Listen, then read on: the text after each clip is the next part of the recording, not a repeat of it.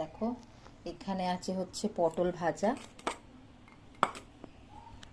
এখানে আছে হচ্ছে আমের চাটনি, এখানে আছে পমফ্রেট আর পাবদা দুটো একসঙ্গেই করেছে মা, ঠিক আছে। এখানে পমফ্রেট আর পাবদা মাছের ঝাল রয়েছে। আচ্ছা, এখানে রয়েছে চিংড়ি মাছের মালাইকারি। এক মিনিট দাঁড়াও, এখানে চিংড়ি মাছের মালাইকারি, এটাই আমি বানিয়েছি। মা ডালটা কি আম ডাল না মুগ ডাল? আম ডাল। এখানে আছে আম ডাল, গরমে আম ডাল অনেক বেস্ট। বাবা কোথায় যাচ্ছ তুমি? কোথায়? হ্যাঁ, ও আজকে, ও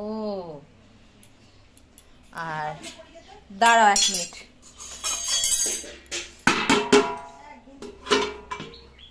আর এখানে আছে হচ্ছে মটন কষা।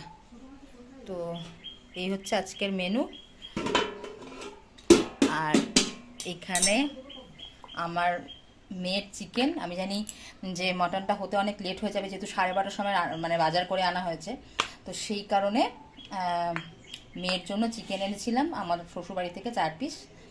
শ্বশুরবাড়িতে ননদ এসেছে, ননদ আবার মাটন খায় না, সেই কারণে চিকেন হয়েছে। তো ওকে খাবো বলে নিয়ে নিয়েছিলাম, তো 1 পিস খেয়েছে আর 3 পিস রয়েছে, ওটা রাত্রেবেলাতে দেবো যদি খায়। আর এইখানে এই যে আমার শাশুড়ির জন্য, শাশুড়ি যেহেতু চিকেন খায় না, তো আমরা শাশুড়ি আজকে চিড়ে মুরগিও খাবেন, মানে ভাত খাবে না, চিড়ে মুরগি খাবে।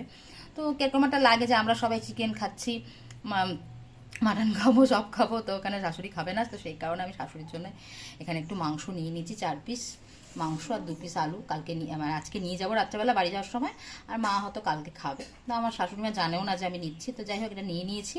এটা মামানের বাবাইয়ের অফিসের টিফিন বক্সে একেবারে নিয়ে নিলাম, এর মধ্যে করে এই মুরগির মাংসটা এনেছিলাম। তো চলো এখন খাবারগুলো বাড়ি, এই যে খাবার বাড়ার ডিপার্টমেন্টটা আমার, এই যে মাসি সব রেডি করে দিয়ে গেছে। চলো।